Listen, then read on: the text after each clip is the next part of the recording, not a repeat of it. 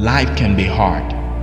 Hard enough to make you cry, to make you sob. Hard enough to cause a pain or a mark that cannot even be easily erased. You face different challenges almost every day, and it seems as if you may or may never get out of this. I understand. I understand that I may not deeply know how it is and how you're feeling about the current situation. How you have tried and you are tired of trying. Many disappointments of outcomes you never expected. And you're tired of the people who let you down at the dying minute. And of course, the rejection of many. You may once have told yourself that you were going to get it done, but the more you tried, the more the challenges that showed up, which can be referred to as mountain. And this mountain cannot be easily climbed. I get it.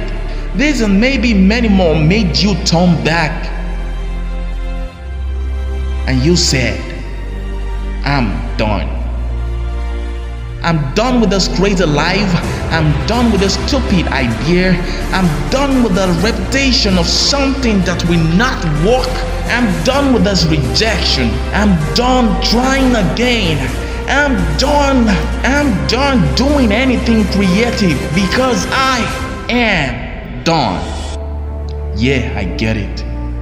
You truly understand deeply what you're going through, possibly than me. Of course, yes, than me.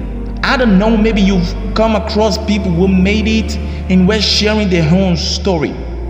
You will definitely discover that the number of times the people failed before they became successful cannot be compared to the number of times of their success. It is normal that nobody wants to have anything to do with failure.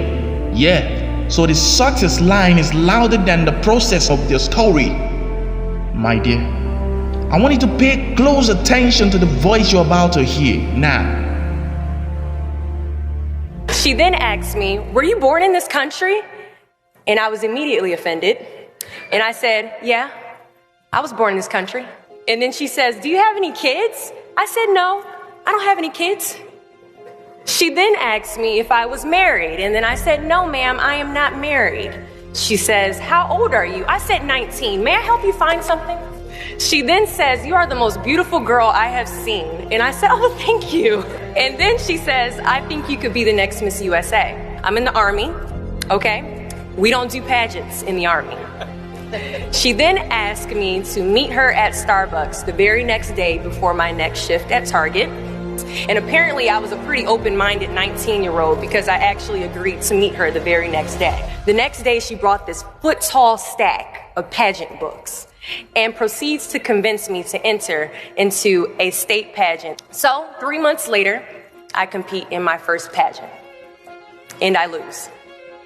I go back the second year, compete in the state pageant. I lose. Go back the third year, compete in the state pageant and lose. Go back the fourth year, compete in the same pageant and lose. I go back the fifth year, y'all. Compete in the state pageant and lose. But guess what? I go back the sixth year. Guess what happens? I lose. I called her on the phone and said, you told me I could be the next Miss USA.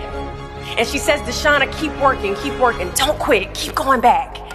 And in June of 2015, she passes away from leukemia. 6 months later, in December 2015, I win Miss District of Columbia, USA. And 6 months after that, in June of 2016, I become the first soldier to win Miss USA. At times, our purpose drops in our laps as if the heavens threw it by accident. I ask only one thing of you all today after you leave this building. Do not fear failure, but please be terrified of regret. Giving up is the birth of regret.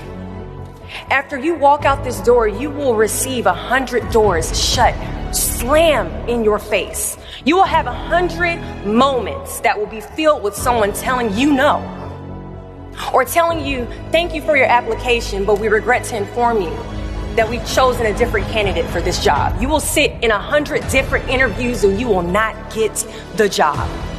The reality of life is that we will all hear more no's than we hear yeses. And we will fail a lot, and I mean a whole lot. But what I ask of you today is to not take no for an answer. Don't be afraid of no's. Be afraid of the possibility of a yes that you have prematurely destroyed because you decided to quit before the clock strikes 12. I love a good no. Please tell me no. Telling me no is like adding fuel to a fire that is now set ablaze because of your single no. So today I challenge you to fight, to work, to not stop here, to believe so heavily in your aspirations that you too will not fear the word no, but instead you will choose to welcome it. I just want to emphasize on this. If you know that you know and that you know that what you abandoned or got tired of is the right thing to do, and that it can add value to you and to your community positively, keep on working on it. Keep on working on it. Just know that there is something to learn from every rejection, every disappointment, every failure. Recognize it and make the next work of yours or project a better one with a better strategy. In that you have life, there is hope. Hope while you walk, and in hope that you will break through someday. Rise and tell yourself, I'm not done yet.